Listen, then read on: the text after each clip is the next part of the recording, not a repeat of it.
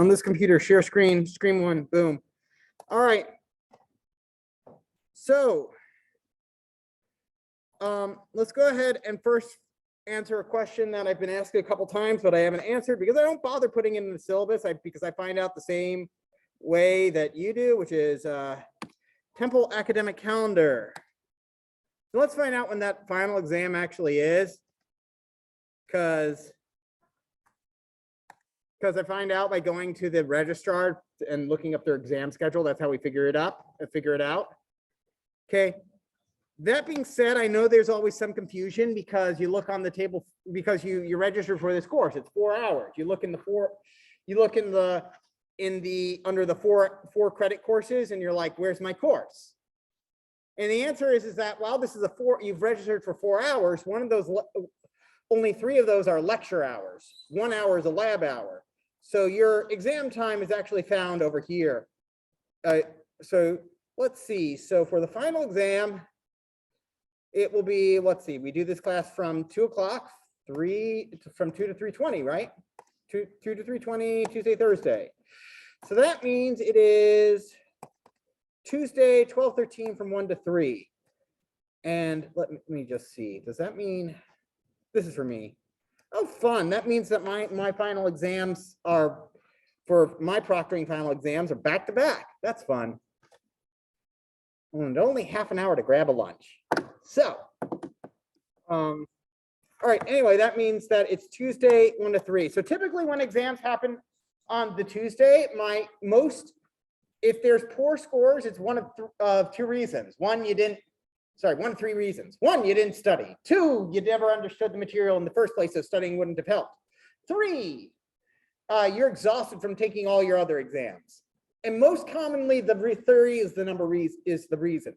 So leave yourself enough time and pacing to make sure that you can succeed on the final exam when we get there. Okay. Also on this document, because you should read documents that have text on them. Instructors are encouraged to work out individual accommodations with students who have more than 2 examinations scheduled on one day. Instructors with special scheduling circumstances should consult well in advance with the dean. Let's see, another important thing is up here. Final exams may not be scheduled on study days or the last week of classes. So in other words, when we get back from break, your other professors can't schedule final exams during that week. If they are, you might want to take that up with the dean or something. Similarly, if you've got 3 exams in one day, ask one of them to move their exam for you. They're encouraged to work out individual accommodation. That means that they should be able to proctor you. And that should be viable because Zoom exists. If I'm one of those 3 instructors, feel free to reach out to me. I'll be happy to proctor you on a different day. Okay. Yes. As far as I know, let me double check over here. I don't see us listed under common finals. So yeah, it'd be here. Okay. The final exam, the way I'm currently planning it, because on Tuesday, next Tuesday, I plan on introducing and going over regular expressions. But that doesn't leave a lot of time for mastery. But I'm still going to ask a regular expressions final exam question on the final exam, because if you manage to learn your regular expressions, well, you can pump out an answer in 7 lines. And it will do a lot of fun and exciting things in those 7 lines. Yes. They will, however, the way I'm designing the final exam is that I will give you a number of questions and you only have to do some of them. You get to choose which ones. Okay, that's the way I'll do that one. Yes. I don't know. I haven't figured that part out yet. I'll have to double check. I think I'm allowed to say yes to that. Honestly, we could do that fairly easily. Since it's 2 hours. All right. But more important, okay, question in chat. Can we take the final on a different date? Yes, if you have more than 2 finals on the 13th. Now, 2 finals on the same day, Not fun, but totally allowable. And honestly, it's nice to get two things out on the same day. Now, the exam for on Thursday, I've got 3 questions for the solo portion. They are as follows. Question 1, given a list of strings, do something with that. Question 2, here's a file. I want you to read, it's a CSV file. I want you to do something. I want you to read the file and do something with the numbers stored in that file. Not nearly as intensive as what you had for the race one. Okay. Okay. Number 3, here's a game. Professor Rosen wants to play a game of chance with you involving coin flips. He tells you that your odds of winning are 50%. He's lying through his teeth about this. Please calculate the real odds. I plan on, and I think what I have currently is I've got on the group exam, I think I've taken that Monte Carlo thing that's being re-asked on the group exam. Then there is a very, very famous question that I'm not telling you what it is, being asked but you haven't been asked. That's going to be on the group exam. And the third question on the group exam is one of my favorites because it's something I haven't taught you. But that's okay. I give you all the documentation during the exam, and you're working in 4 people. I've given this as a question before. It's one of my favorites because it's asking you, please solve this new concept. Here's how you use this new concept. Yes, there are only 3 questions on the solo part. There's 3 questions on the group part. Yes. Reading. You will just be reading. The only thing that I plan on involving file writing will be the regular expression question on the final exam. And that's included in like the 7 lines that I'm talking about. It does not take doing the regular, if you can do regular expressions, it's going to be a very useful, choice. On the final exam, I definitely also plan on asking a Monte Carlo. So those will be 2 of the topics that I cover. Okay. Yes. 3 to 4. 3 or 4. Yeah, 3 or 4 people in a group.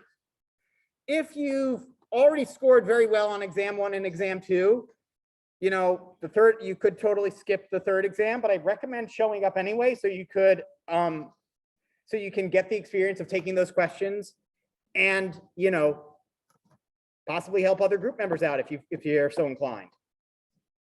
So, and again, you'll be getting these questions and you'll see that they're very similar to the questions I want to ask on the final. I know what questions I plan on asking for the final for certain topics. And I plan on, again, for the final exam, I think I'm going to give you the choice of 5 questions and you have to solve 3 of them, something like that.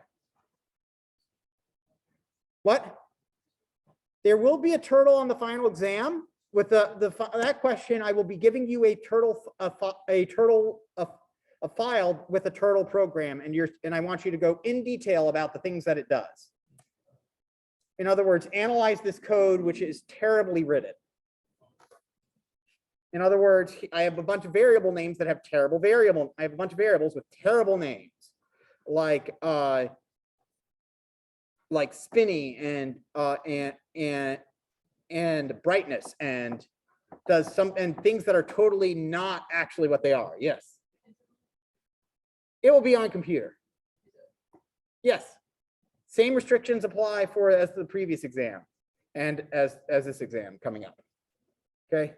I like you being able to have resources other than just the internet, because you're not going to actually ever be coding without, unless you don't have an internet connection, you're not actually going to be ever coding without looking things up. That's the way it works. Yes. I'm deciding that. I'm inclined to say yes, because you all seem to like that. Yeah. So we'll see.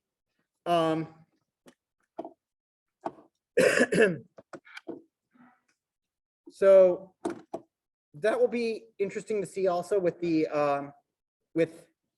with how that works, especially with the choice of questions, but I'm sure I can come up with enough for enough to go around. All right. So I sent you some number of questions over the week. Sorry that they came out sporadically rather than all at once, but it's been rather busy and I wasn't sure which questions I wanted to save for myself.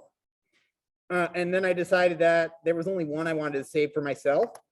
So for example, this entire list of questions are all questions I've asked on a final exam or actually this, except for this one was a practice problem that I've asked in the past. All the other questions actually did come from a final exam in the past or a late exam. So, so I'm a very big fan of them. They also these questions I should mention also only assumed you'd be working on paper, which actually makes solving them quicker because there's a couple of them like has 231 is a lot easier to do on paper because you can make a mistake on it and you don't know where that mistake occurs, and then you spend a half an hour trying to fix that mistake, whereas on paper you won't even notice that mistake and you'll get most of the credit. You know, it's a 10 point, and if there's an issue where if you forget that you have, because you're looking ahead by 2, then you could go out of bounds. Then that needs to be solved. Okay. Similarly, I think I mentioned that the Dungeons and Dragons question came from last semester's final exam as the Monte Carlo. Was a bit, I feel it was like a lot, but again, remember there were only 3 questions and you had a full 2 hours to solve them. And yeah, it was kind of biased towards anybody who's played Dungeons and Dragons before, but that's the true for any game. That if you've played a game, it's biased towards those people. Yes.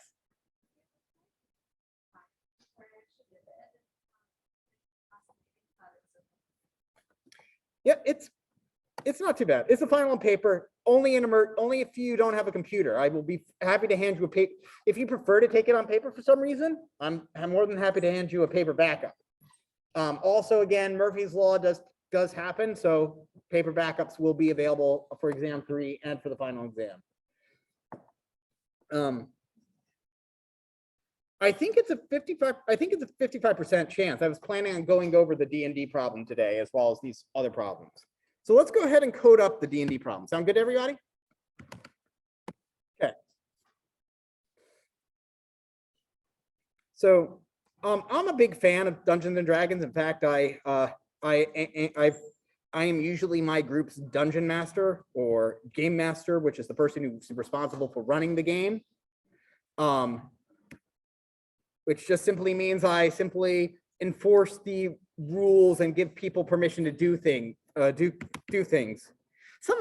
of my players in particular is a lot of trouble when he gets excited with doing stuff. But hey, that's fun about Dungeons and Dragons. But it's really just collaborative storytelling with dice adjudicating the outcome. All right. So the rules for Dungeons and Dragons. So the simulation. So let's go. Sorry. So let me go ahead and open up that problem. All right. So the overall question that I'm trying to solve here is, what are the odds that a level 1 fighter in 5th edition who attacking a goblin can one-hit kill it? In other words, what is the odds that a fighter can successfully kill a goblin in one single blow in the game Dungeons and Dragons? Okay, that is the overall question we are asking. So the way this works in Dungeons and Dragons, the way combat works in Dungeons and Dragons for making an attack, which is all we're calculating is the fighter's attack odds on this goblin, is that attacks are split up into 2 parts: the attack roll and combat roll. Sorry, the attack roll and the damage roll. The attack roll determines whether or not you connect, and the damage roll basically says how hard, if you did connect, how hard did you hit? Okay. Dungeons and Dragons uses a very common notation found in RPGs and other games for dice, which is this D notation. basically you see number D number plus or minus a number. The first number is stating the quantity of a dice. And the second number says how many sides that die has. So this 1d20 means roll a 20-sided die. 3d4 means roll 3 4-sided dice. And 8d6 means roll 8 6-sided dice. Okay. Once you've rolled your dice, you take that number and you add it up. So for 8d6, all you have to do is you roll 8 6-sided die, and you'll see and you'll total up the numbers and see what it comes up to be, which it will be in the range of 8 to 48, right? Because the most you could get is 8 sixes. That being said, the odds of doing that are, when you roll multiple die, the odds of them all coming up at the maximum number is not optimal. So you get more. So the more die you roll, the more you get a bell curve shape with, so whereas if you're rolling only one die, you're getting basically a uniform output. So this is not evenly distributed, where this is going to be evenly distributed. Now, finally, the last thing you might see is a plus. And so what that does in this case, if we roll 3d4 plus 4, that means we roll 3 4-sided die. So say we roll a 1 and a 2 and a 3. That gives us a 6. Our total roll would be 10 because we'd add 4 on top of that. Yes. I mean, I guess technically however many you can hold in your hand, but the first number tells you how many you're going to be rolling. Yes.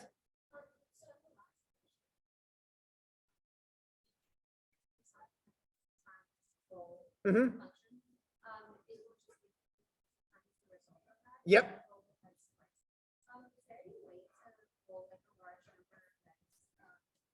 You'd have to make, I think you'd have to make a function that does that on, or again, you're just going to be generating, here you're generating 8 random numbers 1 through 6 otherwise. Yes. Sorry? That would only multiply the result by 2. So because, okay. Again, when you're dealing with dice, you need to have the physical, you have to have the physical out. You want to work with, pretend you're working with those physical objects and manipulate them each individually. So now that we understand so now we have an idea of how to read these notations. So let's go into our 2 steps. The attack roll is done to see if it hits the target. Roll d20, add a number. That's what so the attack roll is always as follows. You roll a 20-sided die and add a number. If it's greater than or equal to the armor class, which is basically how hard a monster is to hit, you hit it. Okay. If you hit it, you get to make a damage roll. Otherwise, it's a miss. Make sense? So basically, you've got it. You generate a random number to see if you hit something. If you hit it, you get to roll for damage. So for an example, I had idea here is that we're trying to blast a zombie with fire. The zombies are zombies. These are slow zombies, so they're very easy to hit, as opposed to those fast running zombies from a bunch of movies that are totally scary. So if my wizard attacks bonus is +4, I roll 1d20 +4 to hit. So in other words, I generate a random number from 1 to 20, add 4 to it. If it's 8 or better, I hit it. If I miss, then I do no damage. Okay. And finally, the damage roll. When we roll for damage, we just simply roll the dice that is appropriate for the attack. So for example, if a cleric hits a ghoul with his mace, that would deal one 6-sided die and add 2 to that. Whereas the wizard from the zombie example would probably be rolling 1d10 and adding nothing to it.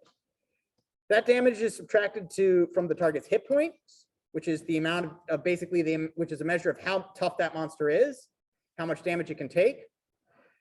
And if you knock something to 0 or less, you get to decide whether it's dead or just merely incapacitated. So for our level 1 fighter, his attack roll is, and I actually pulled these from the game because I play that game. The attack roll for a fighter is 120-sided die plus 5. That is how he figures out what his attack is. And he's trying to hit a goblin with an AC of 15. Okay. On a hit, the fighter's damage roll is 2 6-sided die plus 3. A goblin has 7 hit points. So he's got to hit. So in other words, a fighter hits the goblin if 1d20 plus 5 is greater than or equal to 15, and then he can slay the goblin outright if 2d6 plus 3 is greater than or equal to 7. Okay. So let's go ahead and, so in other words, despite there being a lot of different die sizes, we only care about 2 different dice in this example. We're rolling a d20 and we're rolling a d6, a 20-sided die and a 6-sided die.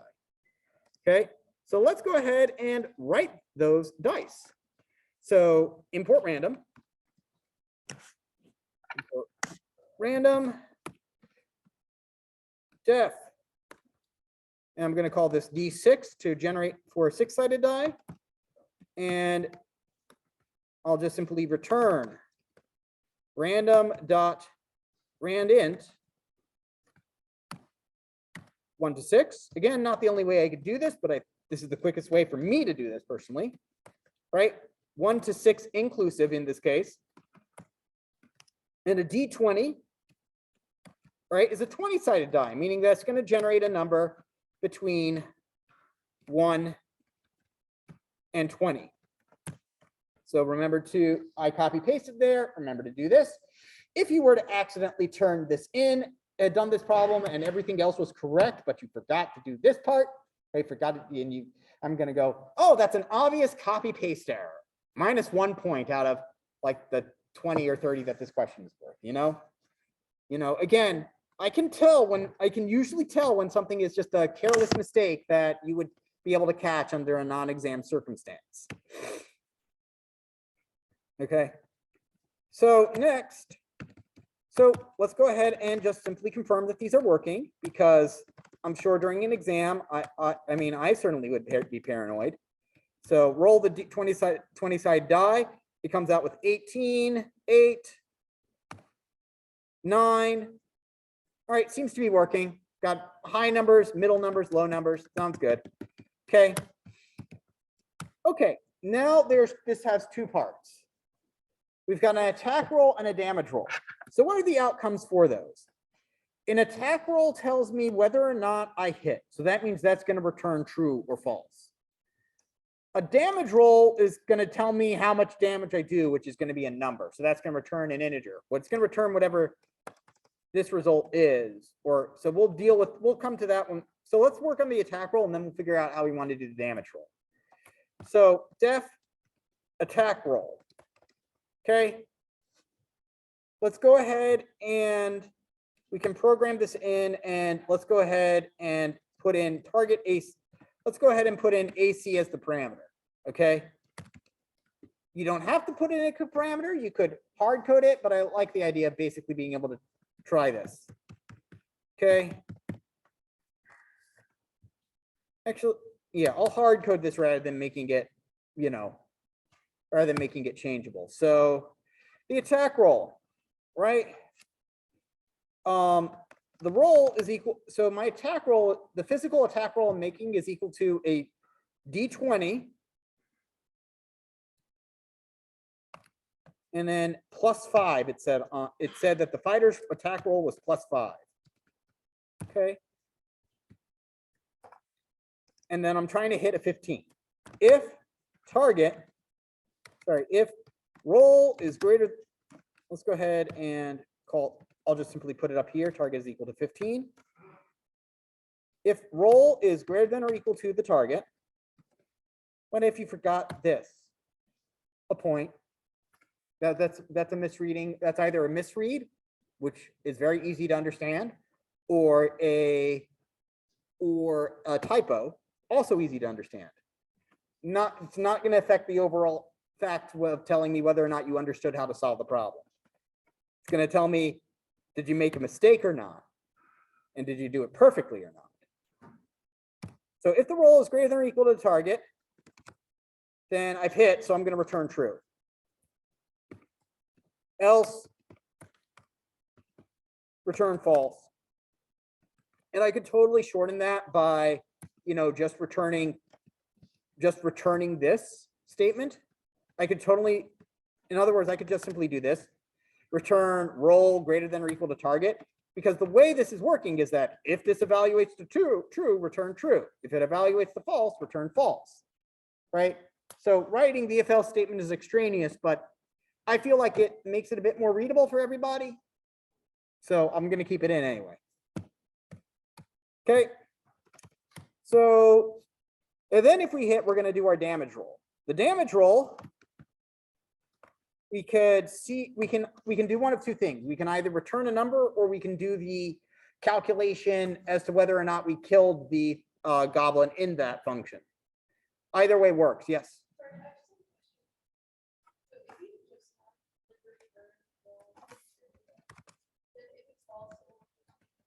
Yep, because think about it like this.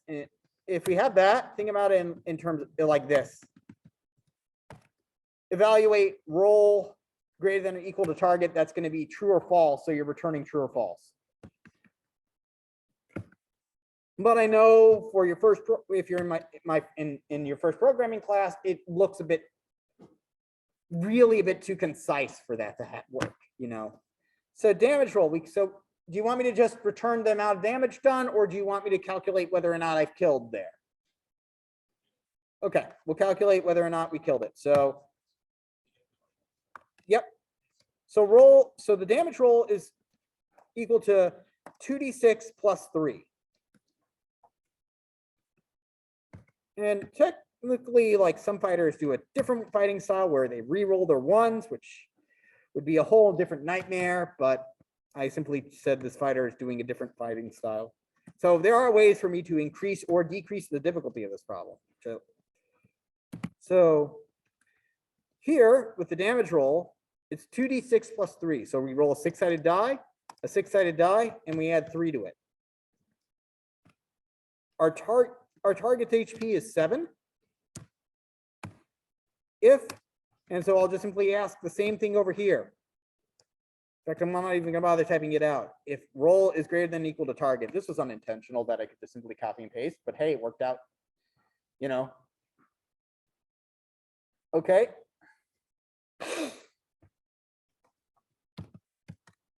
So now we can do 100,000 simulations of this. Okay. So, or rather we can do, so we could do something like this. We can see that, hey, attack roll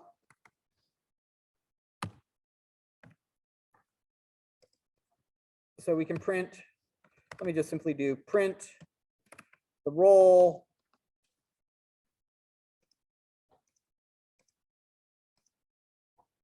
and print the roll over here just simply so we can call them and see what we're rolling. So print, here I'll do attack roll and damage roll. And I'll print just simply to confirm that they're working as well.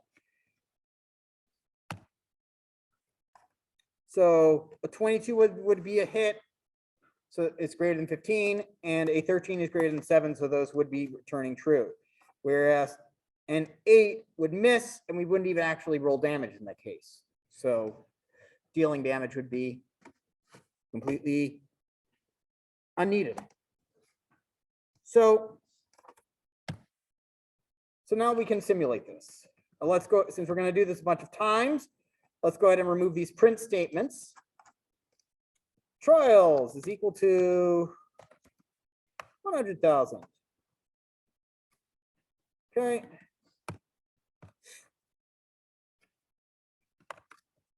Range. Trials. So we're going to, again, do this 100,000 times.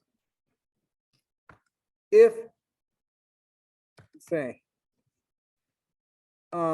hit is equal. So I'm gonna be more, I can make this a lot more concise and I'll show you that.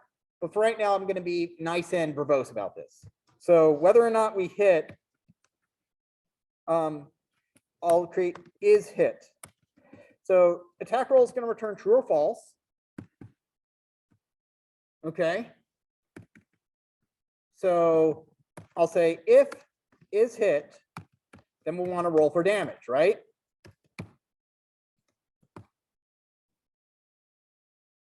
If so, and so we'll say damage roll is equal to is one hit KO, is OKO. Okay. If is OKO, then I'll just simply use wins like we normally do. Wins plus equals 1. Print wins divided by trials.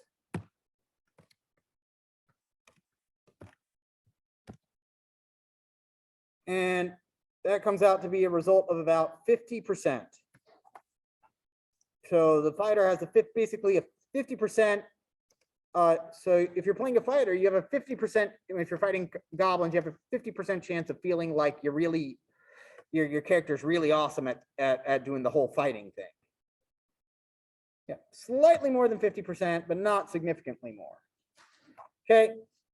Again, we can simply just, instead of like storing this as a variable, we could just do those in the if statement itself. So over here,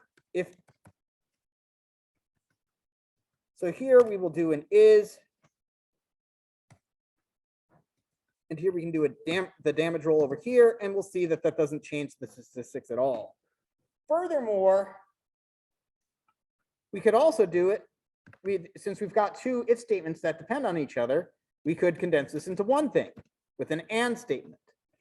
Now, first off, both the things would have to be true. So if both things ran, then they'd both have to be true. So it doesn't matter that we'd be rolling the damage dice as well as an attack roll. In fact, some players actually do that. They roll their attack and damage at the same time and only do damage if they hit, just simply to save time so they don't have to roll whether. But in Python, actually, and is what we call short circuiting. And in OR operations short circuit, meaning that it's smart about it. If you've got an and statement and the first part of the and statement is false, it's not even going to bother running the second part of the and statement. Okay.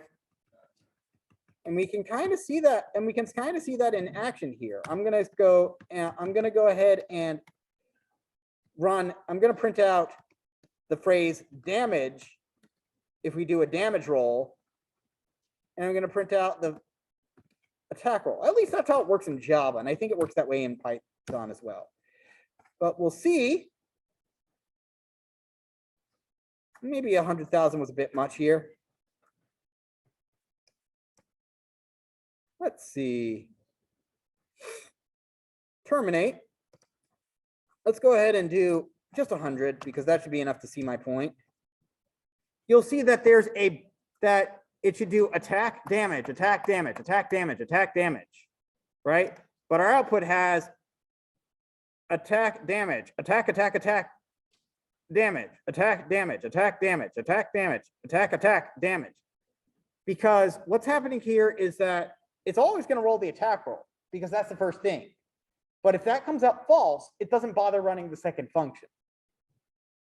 This is a feature called short circuiting. It's like, okay, why bother wasting my time doing this computation if I know it's not going to affect the outcome? In other languages, you can force short circuiting not to happen if you want it to. I don't know how to do it in Python. I know how to do it in other languages, but, and it's such an, and to be clear, that is such a niche thing where you have to force short circuiting to be off. I can say with 100% confidence, I've never done it. That is how niche that is. So anyway, let's go back and bump this up to 100,000. Print, remove our print statements because again, our print statements printing is a relatively expensive operation. It takes a lot of time. And again, our statistics are about 50%. I'm just gonna make sure, yep, greater than or equal to. Had you forgotten a greater than somewhere, sorry, an equal to somewhere, you would have gotten a 45%. Which is, that's okay. That's like, again, like a point or two off depending, because you got close to the right answer, and it's very understandable why you didn't get that right answer, because your finger slipped. You didn't, or you misread it. Very but the overall problem itself would have stayed consistent. Okay, so around 50%. If you got around 50%, it was right. If you got around 45%, you basically got everything but like 1 or 2 points. Yes.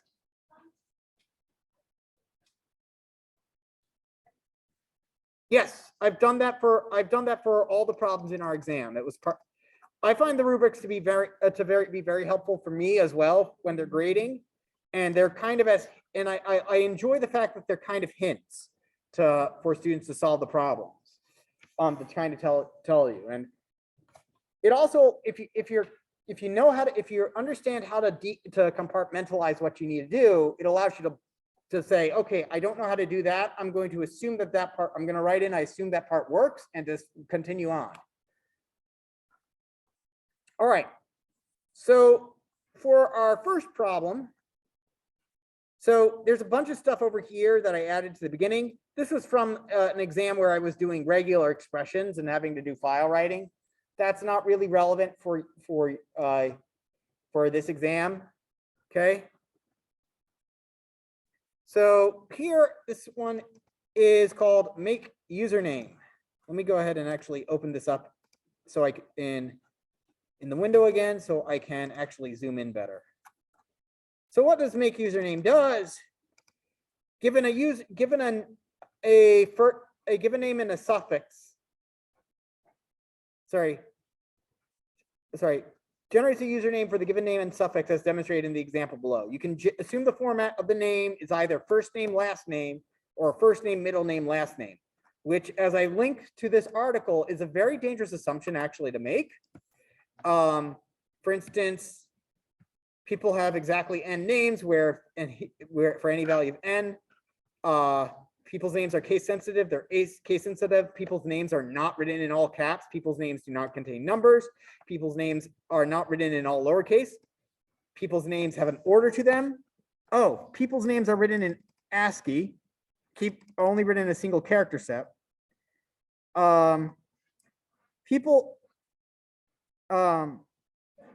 People's names are assigned at birth. That's a fun one. Okay, maybe not at birth, but at least pretty close to birth. All right, within a year or so. 5 years? You're kidding me, right? Yes, some cultures don't do that. They don't assign a name until the child hits some significant milestone. For various cultural or religious or socio-religious reasons. All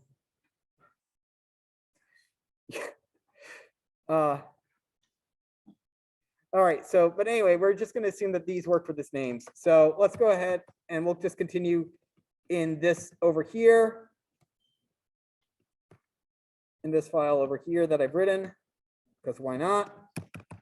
Okay, def make username. Okay, and what did it want me to do? It said, okay, given the username and some suffix, which is the number we're going to add to the end, it generates this username. So Andrew Rosen would become AR12. Andrew Benjamin Rosen would become ABR. Okay. So in other words, what we want to do, given our inputs and outputs, I want to grab the first letter of each name of each of these names,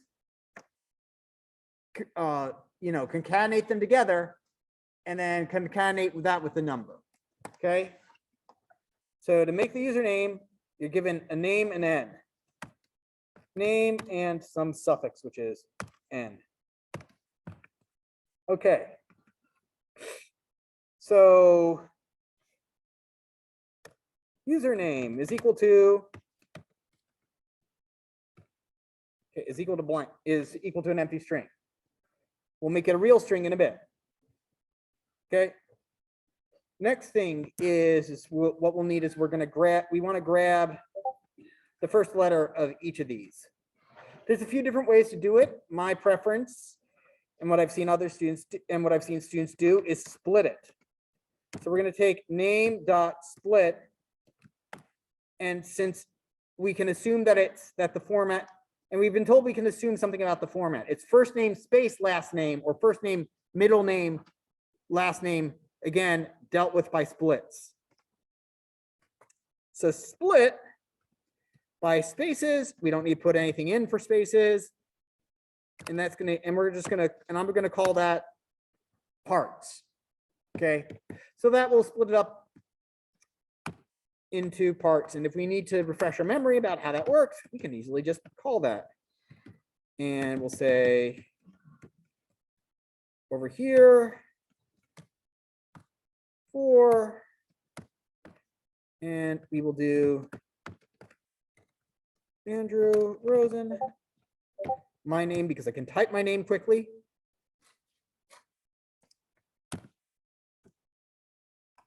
And print name. I don't want to print name. I want to print parts. And you can see that split it up into a list of string. Now all I have to do is I can iterate through that list for P in parts. I often like to do for singular in plural, but I find people have trouble reading that sometimes. So I'm just going to go for P in parts.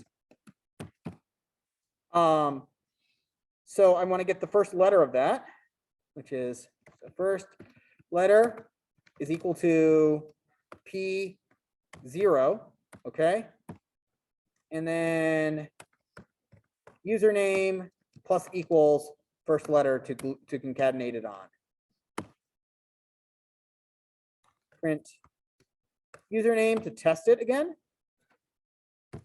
So we've got AR, and it's implied that it wanted it lowercase. So let's do name is equal to name dot to lower, or sorry, what is it? Nope. Name dot lowercase. Lowercase? I always forget. Lower. Yeah, sorry, I'm working between multiple languages. In Java, it's 2.2 lowercase. That's why I sometimes refer to those things. Thank you. Name, parts, name, split.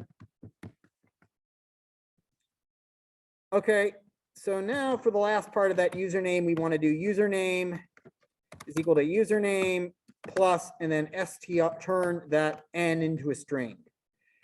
And we can now return that thing. I like returning rather than printing. At this point in the semester, return username. And now we can print the outcome of this. AR4 and ABR4. There we go.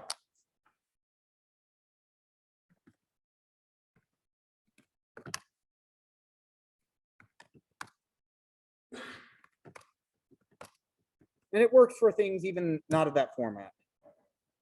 The most awesome name ever will become tmain4. Okay. So now we get into questions that were actually on exams in the past. This is one of my personal favorites because there's, depending on how much thought you put into it, it can be either very easy or very hard. XOR, which is short for exclusive OR. So you typically have your AND function, your OR function, and then you have the exclusive OR function, which is, so OR returns true if one thing is true, the other thing is true, or both things are true.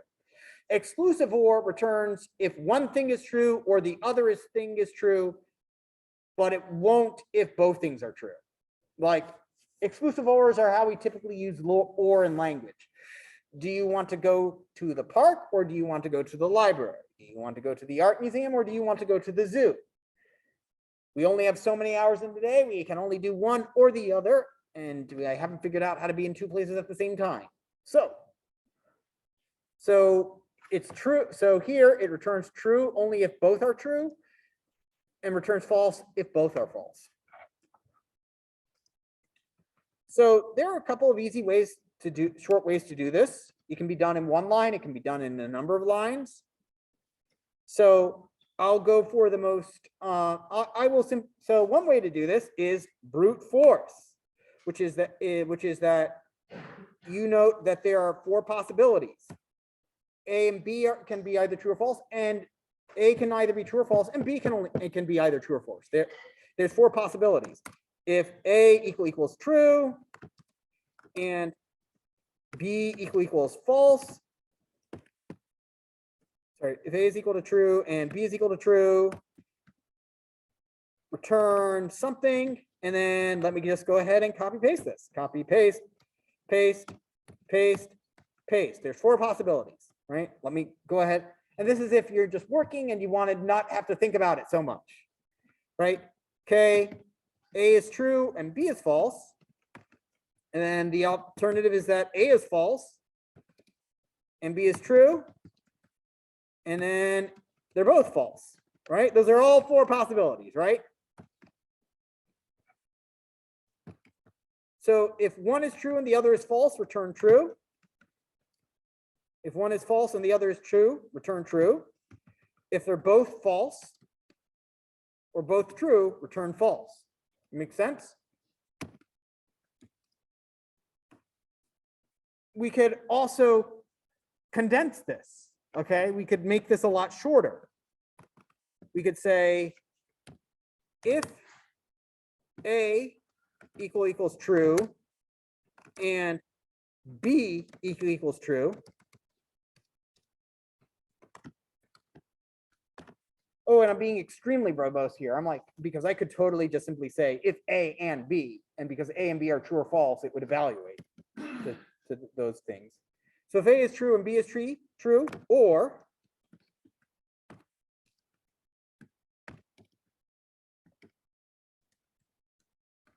A is false.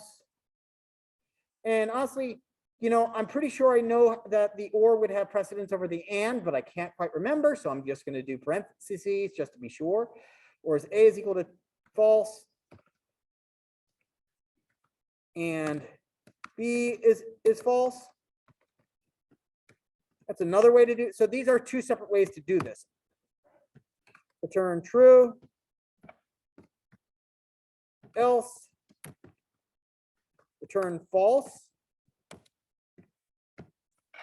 Or we could shorten this up, as I mentioned earlier, if A and B or not A and not B. So that's another way to, that's yet a third way to do it. Where so if A, which evaluates to true, and B, if true and true, or false, which flipped to true, and false, which flips to true. Okay. The final way to do this is you recognize, wait a second, it's going to be true. So it's going to be false if they're both equal to each other, right? If A is equal to B, return false, right? If they're the same thing, return false. So a third way to do this, if A equals B, return false.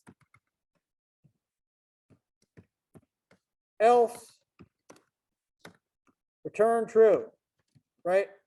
Again, this is just a third way. This is yet another way to do this, but we can go shorter. Okay. Any one of these is an acceptable answer, equally valid, equal number of points. The final thing you can do is well, we're returning true or false based on a Boolean statement. If A is equal to B, I want to return false. So if this statement is true, I'd like to return false. So I can return, and this will take a bit of thinking on your part once I show it to you. If not, A equals B. And there we go. That is this. Here it is, done in one line. If A and B are the same, then that will be true. And we're going to flip it to false. If A and B are not the same, that means only one of them was true, which means they're not the same. And I suppose there's another way to do that. Not equal to B. If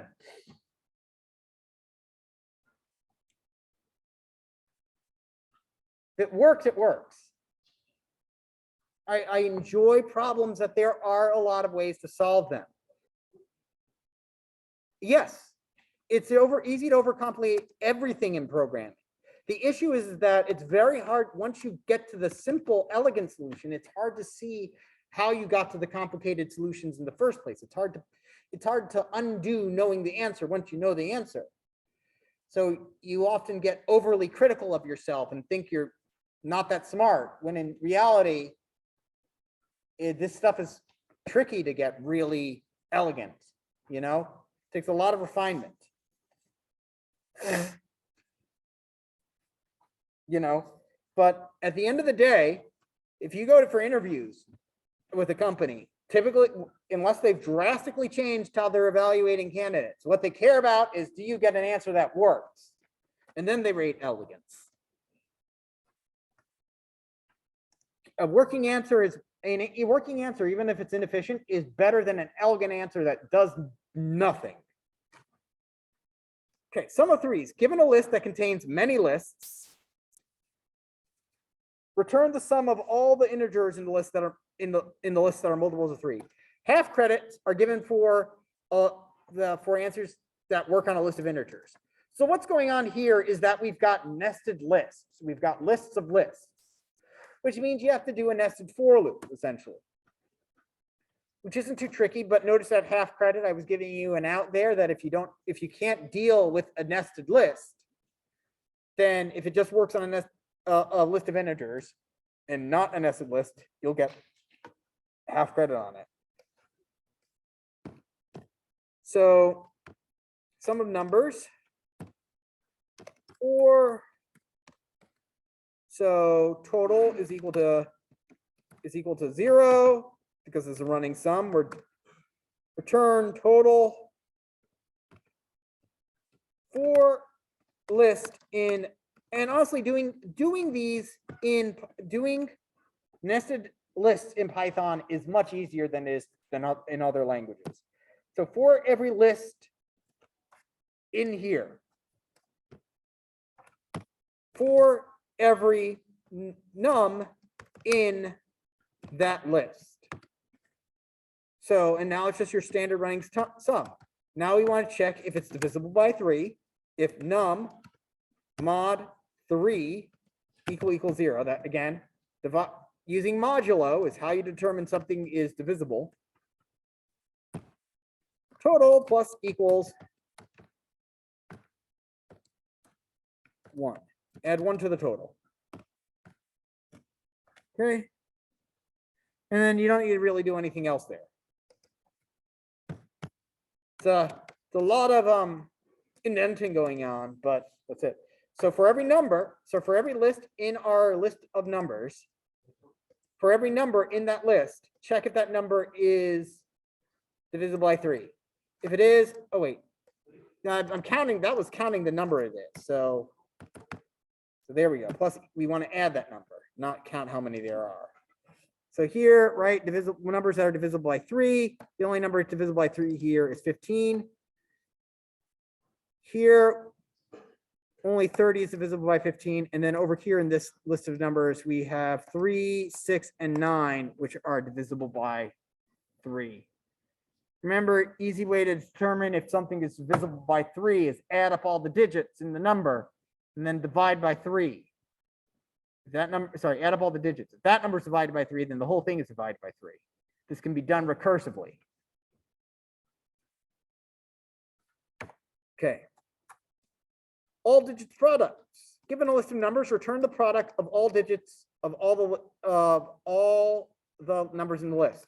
Again, on the final exam, I was really going for these kind of nested problems, right? So this is very similar to the problem you got on the exam, just with one extra step, which is that rather than getting the digit of one number, you're getting the digits of all the numbers. You're getting the digit product of all the numbers. So let's go over here now. Here we go. Product is equal to 1. Return product. For number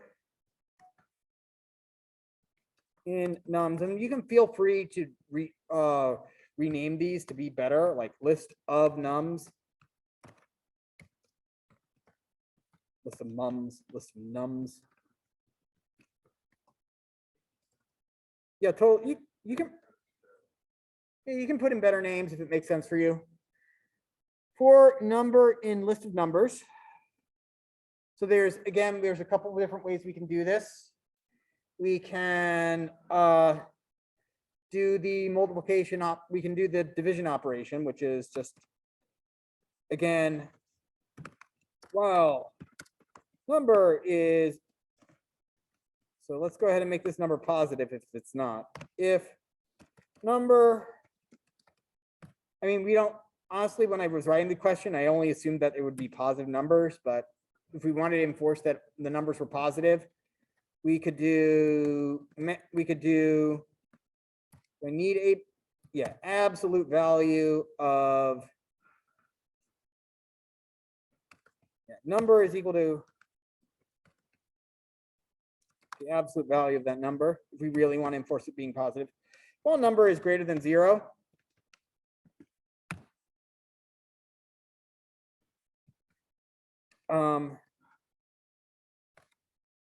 Last digit is equal to the number mod 10, and then number is equal, and then we cut off that last digit by doing number is equal to number divided by 10.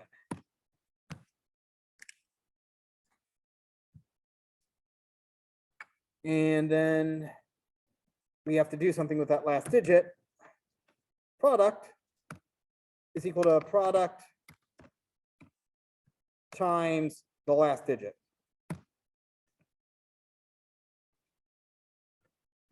Another way we can go through all that is we could also just simplify this into times equals, which actually works. Just like plus equals. You have plus equals, minus equals, times equals, divide equals, and I think even mod equals, but really you're only ever using plus equals except in rare circumstances like this. All right. So now this one, which was a bit confusing, I'm sure, for when you read through it. Given a list of numbers, return true if it follows the 2-3-1, what I call the 2-3-1 pattern. Namely, that the list has some value x followed by x plus 1 followed by x minus 1. You don't have to print out what the numbers were, but we listed them in case in the example outputs for extra clarity. So here, 1, 2, 3, 4, 5 returns false. And I'll sometimes do that with the outputs where I will, if you've seen that a couple times with my on exams where I have in the comments, stuff that you shouldn't have to worry about returning. Often they're explanations in parentheses. So here, this doesn't contain the pattern. 74,342, 74,752 contains the pattern because 342 satisfies this pattern of having some value of x immediately followed by x plus 1 and then immediately followed by an x minus 1. So 3 followed by a 4 followed by a 2, right? So 2, 3, 1 because 2, 3, 1 follows that pattern. So now here on this one, 74, 75, 0, 1, negative 1, it also follows that pattern because 0 followed by 0 plus 1 followed by 0 minus 1.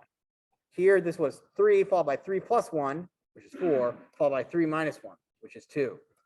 Yes? Yes, this is just saying, yeah, because we're asking if it has 2, 3, 1 in it.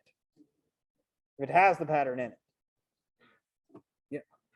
Now the argument here is called R, not because it was written on Speak Like a Pirate Day, but because it was originally written for a Java program which uses arrays rather than lists. Python doesn't really have arrays.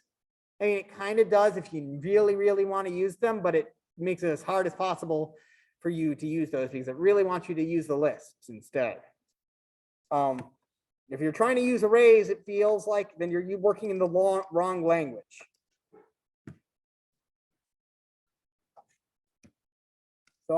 So I'll call it R. Now, I mentioned earlier that this problem is easier done on paper. And here's the reason why.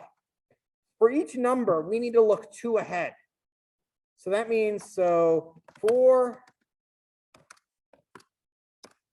X in array, and this is just as an example, we can change up our variables later. So actually, if I want to look at the next number, right, what do I have to do? I have to go by indexes, right? If I want to look at the next number, I have to go by indexes because I can't just use a regular for loop. 2 ways to go by index, which is for I in range len R, which feels at this point kind of hacky because I've got 2 function calls surrounding each other to do that. The way I like to do that is I like doing this for index X in enumerate. I love the enumerate keyword because that allows you to, because again, what does enumerate do? It allows you to go over both the index and the value at the same time. So normally when you do a for each loop, it will just give you the value. If you say enumerate, it will give you the index and the value found at that index. Super convenient if you need to work with both of them. Okay, so I'm worried about just, so basically I'm not just worried about this number, X, but I'm also worried about this number at at R index +1. So the number that's directly after X. And I'm also worried about their number directly after that, which is index +2. Now this is where paper, so let's just assign them to variables so that it's semi-realistic, and we'll give them names in a bit. So suppose you do this on your exam. On a paper exam, you wouldn't even notice if there's anything wrong with this, and that's fine, and you'd continue onward, and you'd be able to go to the next question, no problem, without wasting too much time on this. If, on the other hand, you're doing this electronically, like you are doing it right now, like doing it, in person, and this is why I ask like only 3 questions when we do, or 5 questions when we do exams electronically. It's because of things like this, where basically, hey, I'm just going to go ahead and test this. 2, 3, 4, 5, right? I run it and I'll crash. And you'll notice that it crashes here on an electronic exam. On a normal, if it was on paper, I'd just simply say, you missed one of the parts. I'm going to dock you 3 points out of 10 because it was an important part, but not like, but I mean, your logic's still there. You still understand how to do a lot of the array and the indexing and the looking ahead stuff. But here it's like, oh no, I'm stuck. I got to work on this because bug, and that makes it hard to get through, even though I'd grade it the same way. And this is why a lot of time, why grading on electronic exams is a bit more, why performing on an electronic exam is sometimes more difficult. That being said, I like electronic exams, because especially for classes like this, because otherwise I have to carry around a giant roll, a giant thing of paper, bags full of paper to and from my house. And then I have to go through and I have to mark every page and I have to transfer those scores to the front so I can total them all up. It gets into this entire small nightmare of a process. Whereas it's not electronic, I could just simply hit a button or type in some numbers and it does the totaling for me. So yes, that is why I like the electronic exams, but just keep in mind that, you might hit an error like that. So the error is because once I get to 4 in this list, I look 1 ahead at 5, and that's no problem. But then I look 2 ahead, and there's nothing there. It's out of bounds. So what we have to do is that we have to stop earlier. So we're going to instead slice this. Go up 2, but not including the last 2 items. And that will work because, remember, if we get to part 4, so if we get to, once we get to 4, there's not going to be any items. It's impossible for that pattern to form because there's only 2 items left, right? So over here we have, so we'll refer to these, so we can refer to these as X, Y, and Z, or we can refer to them as, yeah, we'll refer to them as X, Y, and Z. Honestly, that seems like the easiest, which is that the first number is X, the second number is Y, the third number is Z. Make sense? Yes? Yes? Okay. So here's what we're going to ask. If X, so what we're asking over here, and again, there's a bunch of ways to like process this out, a bunch of ways to write this out. But we're asking, does it follow the 2, 3, 1 problem? Do we have X followed by X plus 1 followed by X minus 1? So if X plus 1 is equal to Y, right? So 2, 3, and then we'll put the 1 in there. 1, so if 2 plus 1 is equal to 3, and X minus 1 is equal to Z, so 2 minus 1 is equal to 1. Return true. Now, one of the common big mistakes to make is to do an else here and return false. But that's wrong because it will end the loop. If we run this, it's always going to return. It's here. This has the pattern 2, 3, 1 in it. But I'll run it and it's going to return false because we checked 1, 2, 3. It didn't fit this, so we returned false. So instead, we want to return false only if it's done. The way to think about these like Boolean problems is as follows. If it's true, we're trying to figure out true or false. We're trying to prove if this has a quality or not. So assume 1 and try to disprove it.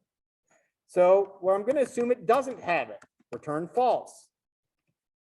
And if I get through the entire list and it doesn't have it, awesome. But as soon as I find it does have it, I can return true because it had it, and therefore returning false is wrong. All right. So, and again, I didn't give you another file reading question on this one, on this practice exam, but the actual exam will have a file reading question. I can feel comfortable going ahead and telling you basically that you're totaling up some numbers that require that meet some kind of criteria. Like for instance, one I had considered was giving me these, so one good practice problem would probably be like, here's a file of temperatures. Give me the average of all the temperatures for the days that are greater than 32 degrees Fahrenheit.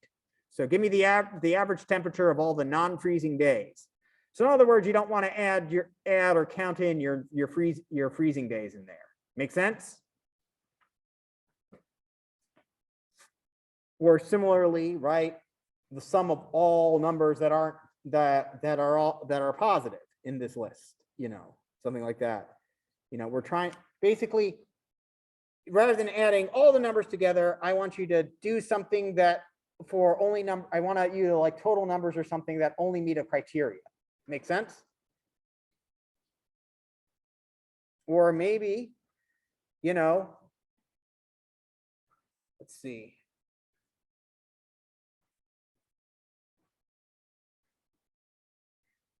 Or here's possibly a last good one to give you. So in practice exam 2, yeah. So in practice exam 2, announcements, let me look for that.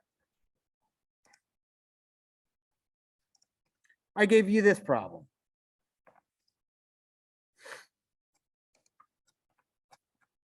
With the file reading. Here's temperature.csv. It has a date, it has a high and a low. So I want you to figure out the average of all the high days where the low temperature was below freezing, right? So the average of all the highs where the low temperature was above 32 degrees. So we're adding it up dependent on a quality from a different column, but on the same row, okay? So you can still just do it line by line. Make sense? I feel if you can do that, you're going to be very well prepared for the exam. So again, exam 3, we'll have a file reading problem of this type that I go on. I'll put that question second just to make sure you don't get completely freaked out like they did the first time. First question will be given a list of strings. Do something with that list of strings. And the third question is, I've challenged you to a coin game. The rules are as follows, blah, blah, blah, blah, blah, blah. I tell you that the odds of winning are 50%. I am lying through my teeth. What are the real odds? Please calculate the real odds by doing 100,000 coin, 100,000 of these coin flip games. Okay. Yes. It's coins.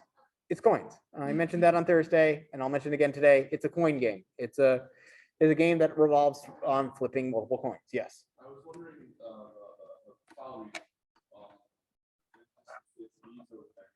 it's going to be a CSV file because those are fairly easy and straightforward to work with, and they're realistic to work with. In other words, there is definitely, if you're going to use programming like in an office environment to help your job, even though it might not be a programming thing, because there's a lot of people in this class who don't have programming as a major, right? Or you're in bio, it's going to be working with CSVs is very common. Yes. Sorry, can you speak up?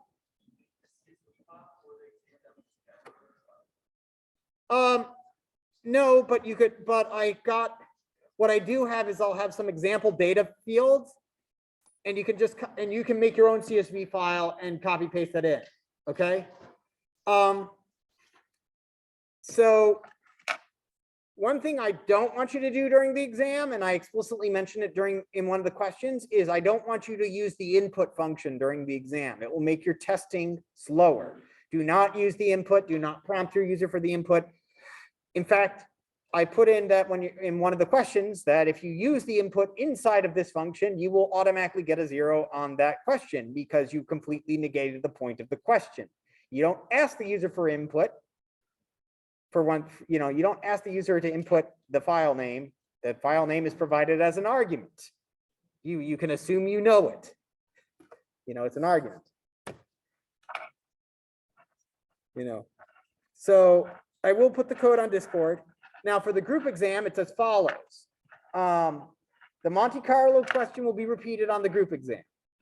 Question 2 on the group exam is a well-known problem that is a well-known computer science problem. If you know it, you know it. Sorry, if you know it, you'll recognize it, I should say. And that's all I'll say about it. And question 3 is something you will have not seen before, involving something that you've in Python that I have not exposed you to in class at all. Yeah, so I'm giving you something completely new on the exam, on the group portion of the exam.